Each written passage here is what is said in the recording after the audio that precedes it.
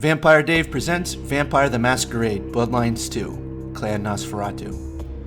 It's common knowledge now that of the 5 initially playable clans, Brujah, Toreador, Malkavian, Ventru, and Tremere, the best and most important clan is not yet included. That clan, of course, is Nosferatu. If I try hard enough, their omission makes sense to me, temporarily. From a development standpoint, you'd have to program masquerade violation behavior for all NPCs, queued to just being in direct line of sight of the player character. That's enough panic AI to give Godzilla a run for his money.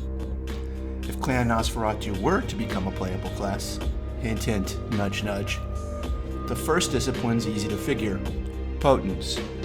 It's lore consistent and has already been configured for Brujah, and since Brujah is the only current clan to have Potence, yes, the other clans are impotent, we wouldn't be seeing too much of it. But what about Clan Nosferatu's second discipline? Well, Obfuscate's the obvious choice. That's if it'll even be in this game. Clan Malkavian had it before, but doesn't now. Invisibility is so tied to the perception of Clan Nosferatu, or rather the imperception, that it's hard to think of them without it. How many times per episode of LA by Night does Jasper activate either Cloak of Shadows or Unseen Passage? Obfuscate serves to offset the clan bane of Hideous Deformity, which otherwise severely limits gameplay and movement options. In the first game, though, Obfuscate was alternatingly game-breakingly powerful and utterly useless. What I mean by that is this. At higher levels, you could completely bypass the mechanics of stealth missions and effectively one-shot almost everyone in some kill missions without ever breaking stealth. Flip side of the same coin, during most boss fights, and in the dungeons where many of the enemies had that Auspex eye surgery, yeah, I'm looking at you, sewers. If you spec'd heavily into Obfuscate, you were screwed worse than a gangrel at a spelling bee. I love to see a version of Obfuscate that bends toward the Mask of 1,000 Faces ability. Hasn't been done yet, and it meshes just as well with the spy paradigm. Essentially, to passers-by, you look just like another face in the crowd. Trouble is, now you're burning blood points and XP just to get on par with the inferior clans. So you'd have to give it some additional advantage, maybe a bonus to stealth, due to being an inconspicuous vanilla nobody. As you level, you could unlock Guise of the Imposter. This is when you'd appear to be someone near and dear to whoever you're talking to. You could have Malkavian-esque dialogue options. For example, I carried your mama in the womb for 9 months, whippersnapper, so tell grandma where the drug money is. I'm not sure you'd even need to change the player character's appearance if you make the illusion in the NPC's mind. The next option is Animalism, as before, but it may also be MIA. The Thin Blood clan discipline, Chiropteran, seems to have moved in on its territory, and the other clan to have Animalism in the first game, Clan Gangrel, is also riding a bench. Notice a pattern to who didn't get opening day invites? No pets allowed is all I'm going to say. I find Animalism is relatively underpowered in both tabletop and the OG's Bloodline game. I know that's a hot issue for some people, and I'm not denying that Animalism has some situational utility, but on a one-to-one basis with almost any other discipline, say Celerity, in my opinion there's no contest. If Paradox ends up developing the discipline, they'll need to balance it better or change the best clan to Nosferatu. Here are 2 abilities I think might do the job. 1, Bond Famulus. That's where you blood blonde a small animal familiar. This could function like the Auspex ability Aurasense in that it lets you scout, but could be different in that, say, a rat could interact with the environment, hit light switches, cause distractions, steal keys. 2, Animal Dominion. This would summon a critter posse, different based on where you are located. Stray dog, rat pack, flock of pigeons. They'd stay the scene and have various utility: fear, distract, snare, slow. This would be different than Bat Swarm, which is more of a single cast AoE damage over time. With these, it's still, like everything else, weaker than Thaumaturgy. So I'd augment it with Feral Whispers, allowing, as a passive, allowing the player to speak with animals to fulfill mission requirements, and another passive, Animal Sustenance, allowing the player to recover more vitae from furries. Third option for the second discipline. It's going to piss people off, but here it is. Give the Nosferatu the Malkavian clan discipline, Dementation. Yes, it's supposed to be the crazy special thing. Yes, the Nos have ShrekNet, not the Madness Network. But in New World of Darkness, and this isn't that, the Nosferatu have a discipline called Nightmare. The one dot power for that is as follows: monstrous countenance, something something, the subject will flee. Now, here's Haunt, the first Dementation skill in Bloodlines 2.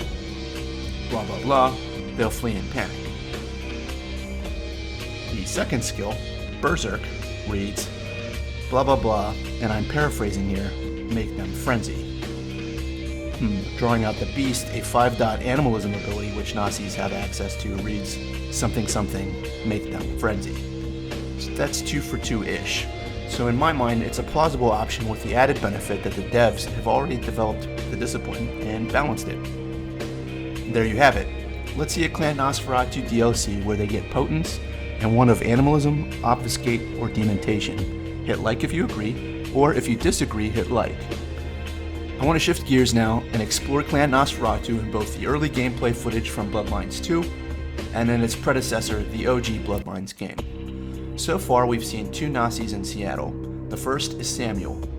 Well, since you're so obviously capable, there is something you can do for us. Slugg is a scumbag, but he is, just barely, our scumbag. Talk to him about coming to see us. We're prepared to give him another look in exchange for a little info. We'll also make sure he's safe from anyone who's after him. And there's always someone after that guy. He points the player character in the direction of Slugg for a fetch quest, but also seems to be taking the measure of you, slipping in and ask about sparing Slugg. He offers to go along with the lie and let you keep the rewards for killing him, which is blackmail fodder if I ever heard it, but he does seem to be looking out in his way for his clan. This fits with the broodhen archetypes outlined in the revised Nosferatu clan book. Funny, I don't remember telling you my name. They sent you, that it. Get close before you make your move. We'll see about that. The second Nosferatu we've seen is Slugg, although technically he's a thin blood. Even so, thin bloods and ghouls that have or partake in Nosferatu Vitae get hit with the clan curse. That's right, they fall from the ugly tree. Presumably, since they don't fall from as high, they don't hit as many of the branches. Slugg lives among the homeless and calls them to his aid. I'm betting he's a leper messiah. In the OG Bloodlines, you encounter 6 total named Nosferatu NPCs. If you're hardcore with the lore, pause the video and see how many you can name. Here they are in order. The first is Bertram or Birdie Tung.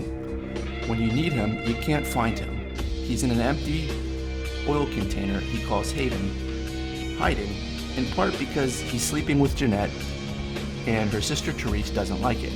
Really? Do I often pogo stick through your thoughts wearing nothing but a smile? Be honest. Or don't.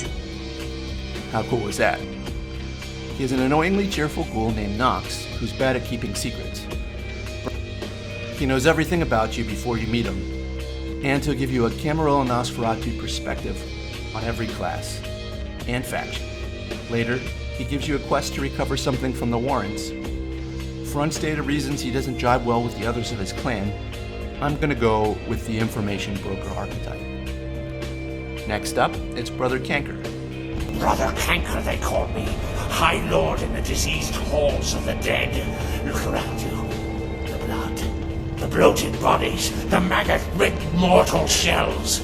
These are the signs. The coming of a new age. You meet him in a downtown sewer while investigating a plague cult by harassing infected hobos. It's a cage match. He's got a real Event Horizon fanatic who had a blender accident thing going on. He fits snugly into the Dark Crusader archetype. Now for my favorite, Imalia. Nosferatu have a sixth sense of humor. Sometimes they feel that their victims, namely moi in this particular case, have an overabundance of vanity and need to be taught an important life lesson. Yeah, the lesson is life is a cold-hearted bitch, so now I get to be one too. You get that? You need to write it down? She's a ton of fun and clearly a Cleopatra. These are Nosferatu who are embraced not because they're in good alignment with the outcast recruitment model, but out of a sick and ironic sense of humor. They're uniquely unsuited to being hideous. sometimes as a cruel lesson or punishment for vanity. You can find an Imalia pinup on a bounty hunter's wall early in the game. Her side quests are perfectly suited to her pettiness, pride, and vanity. The first, to ruin the career of an upstart model that she's jealous of.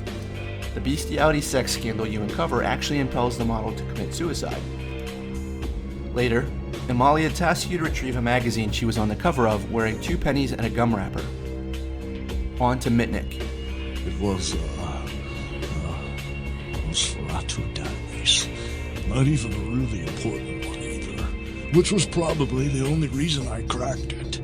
I dug around for a while, got totally freaked out, and I unplugged. 2 hours later, guess who shows up at my door? Gary. And voila, here I am. He's the Nosferatu poster boy, literally, see poster, and paraphrasically, as he's a super hacker, embraced for hacking ShrekNet to increase the scope and range of ShrekNet. That's the Nosferatu Information Network named for the actor Max Schreck, who played the title role in the German silent film Nosferatu. He sends the player on a few infiltration missions to implant surveillance devices. Fashionably late is Gary Golden, the Nosferatu primogen. Behind you, boss. Oh, What? You don't recognize me from the pictures? He's definitely an advisor, acting as a liaison between his clan and the prince. He speaks on their behalf, and even gets the player to recover a missing member. Those of you who, like me, love this little Nazi coterie can see a fun portrayal of all 3 by Jason Carl in LA by Night, Season 2, Episode 7. Barabus is the 6th and last Nosferatu you meet in OG Bloodlines. They get you too? I've got no excuse. A Nosferatu getting caught by a bunch of humans? This is a new low. He's an agent that got captured while surveilling Chinatown. His t-shirt says, Can Fu, as in Kung Fu, which is a perfect little understated piece of humor, as when you release him, he activates Potence and demonstrates that he's got more dots in Brawl than Vivi has in Seduction. And there you have it. We're only left to wonder now what strange and wonderful Nazis will meet and or create in Seattle. Fingers crossed. If you like this and want more, feel free to rewatch this video endlessly. Or you can like, subscribe, and comment. Vampire Dave out.